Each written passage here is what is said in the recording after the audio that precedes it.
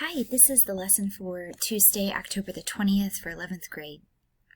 So we're still looking at the American Revolution today, and we're looking at the Founding Fathers with a little bit more detail. The slides are through Nearpod, so if you are watching this video, I have not made a student paced version. Instead, I'm just going to walk you through my Google Slides. The Nearpod is really a way for the kids who are in Zoom to be more interactive with me and to be a part of the lesson. If you're watching this lesson on your own asynchronously, then you're going to show me your understanding a different way. So don't worry about the Nearpod. You can click on these backup slides here.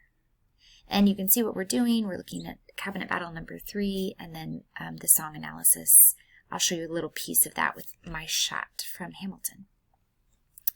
The stem is while, when, even though the Founding Fathers recognized the hypocrisy of slavery. So let's go over to the slides. Sorry, here we go. Founding Fathers Day 2. I'll play some of the video. Unfortunately, whenever it comes to the musical, I'm just going to have to send you to the slides because it's not going to record here without giving me trouble with copyright. And that's true here. So this is a Gilder Lehrman video with Daveed Diggs, who plays Thomas Jefferson in the original cast recording of Hamilton. I can't play it for copyright reasons, but I can synthesize or paraphrase what he says. He basically is pointing out that it's not always clear to high school students or to him, to anybody, that America belongs to him or to us. That there is this way that we might perceive of the history as being really distant and belonging to only a certain kind of person. And especially on a day where we're talking about the Founding Fathers, that is part of how we tend to see the Founding Fathers, as distant and really particular to this group, old white men, or whatever you might want to say. So Daveed Diggs, when interviewed, says that playing the part of Thomas Jefferson, going into the history, really helped him own his country and realize this is an America for everybody. And we've always known this. It just sometimes feels like the messaging is different. But you get to own this country. Anybody who's in it can do that. So that's my disclaimer with Daveed Diggs, and that's kind of what he says in the interview that you missed if you're watching this video. Then we said, I said, who are these men? Name some of the men that you think of when I say Founding Fathers, and your classmates helped with that brainstorm. So you can think about that right now before I show you the slide. These are the ones we're going to focus on. There are a great many more, but these are the big ones that people often use, and we'll use them too as the predominant players, characters in the musical. Ben Franklin, John Adams, Thomas Jefferson, George Washington, James Madison, and Alexander Hamilton, of course, the star of our show. We started by looking at this PBS Liberty clip, and I'm going to try to play it because I think it will work. On the other hand, I'm just going to show you the minutes 11 to 15:09, and then a couple minutes after that.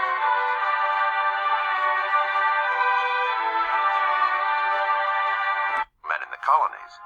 They may run their huge estates and their colonial governments, but they are painfully aware that they are looked down upon by the ruling gentry of England. Men in the colonies. They try to They compensate may for run their their huge uncertainty. estates and their colonial They try governments, to affect a certain but they are refinement. painfully aware They are that very they are looked down attentive upon by to the ruling form and gentry fashion. of England.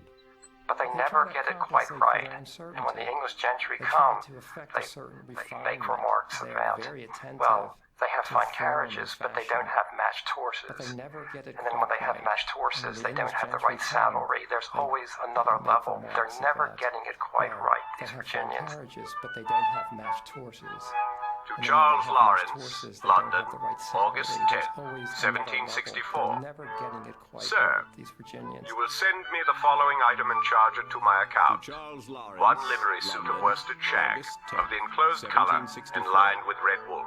Sir, Make the coat with You will plain send white me the buttons following and a item collar and of red charge it to shag my with a account. narrow lace around one it. livery suit of worsted shag. I must of the note that, enclosed colour in prior and lined with shipments, red wool. instead of sending me Make goods the which coat are with plain fashionable, white buttons You have often sent articles that could only have been worn by our forefathers in days of yore. And for these goods that you palm off on us, your prices are exorbitantly high. It will be impossible to continue to do business with you unless there is some alteration for the better. And for these goods George that you Washington. palm off on us, your prices are exorbitantly high. They It know will be impossible that to continue by to do the business with standard you of unless there England, is some by alteration the for the measure better. of England, George they are not Washington. respected. They are not looked upon as great men. They are not know looked upon as grand that days. by the They are, standard at of best, England, men of by the commercial measure wealth. of England, they are not respected. And yet They they are have not this looked upon as pretension great men. They are themselves not looked upon within as their grand days. society They are, at best, men of their own commercial self-importance. wealth.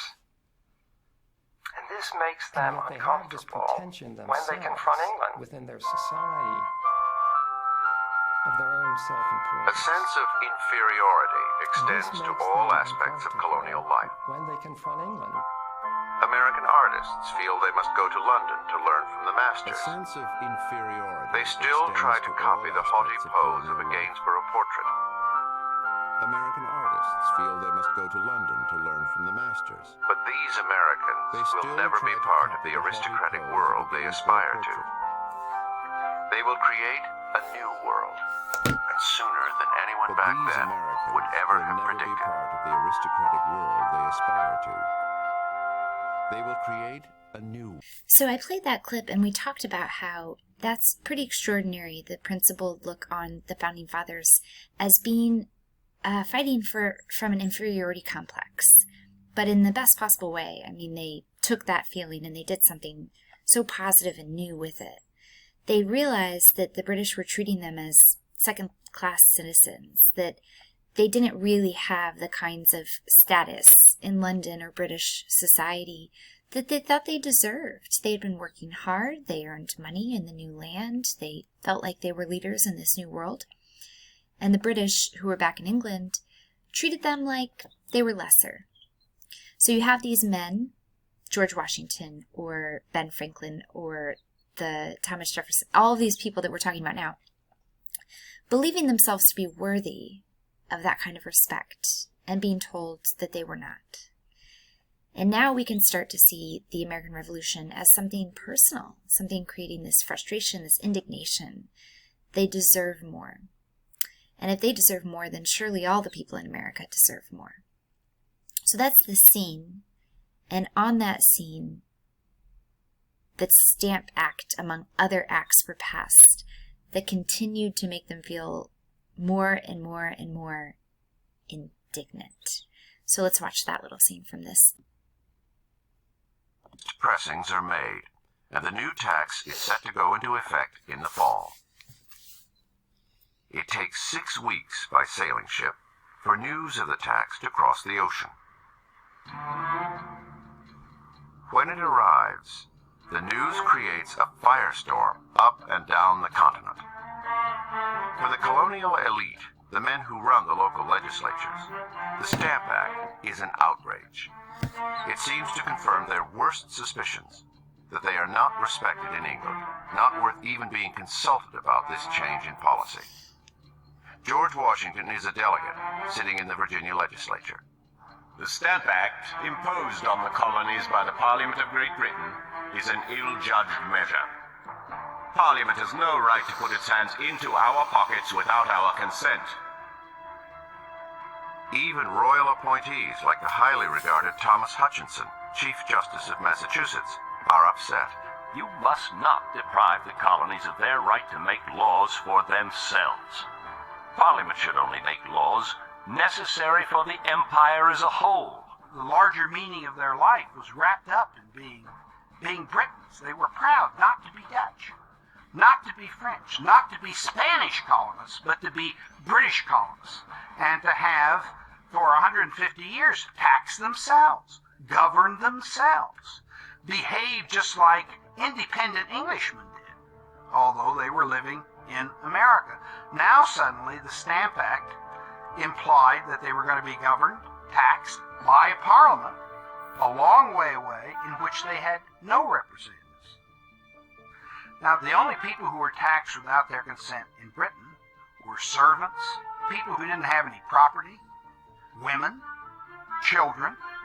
And so the Stamp Act seemed to Americans to reduce Americans to the same status as servants and women and all those dependent people who were civilly emasculated. That is, they didn't have any public role in their own governance. George Washington and other colonial leaders clearly see what will become of them unless they take action. A line should be drawn between Great Britain and the colonies, clearly establishing our rights. We must either assert our rights or submit and become tame and abject slaves, like the Negroes over whom we rule with such arbitrary sway. So you hear there the indignation turn into the seeds of war. And that last quote from George Washington is where we'll linger for the rest of this video for the lesson, because they recognized the British are treating us just the way we treat our slaves. And that was enough to make them feel the fires for battle. Was it enough for them to question their own institution of slavery? Yes, but not enough to do anything remarkable to stop that trade. So we spent some time looking at a couple of videos here. I can't show them again because of copyright, but I really encourage you to. They're very fun and capture that sense of fiery spirit that begins the American Revolution. So we looked at My Shot from Hamilton and Right Hand Man from Hamilton. There's Right Hand Man. So if you Google those things, you'll be able to find them, or they're linked here to the slides. Instead, we'll move here to this last song that I can't play, but I can at least show you the lyrics too.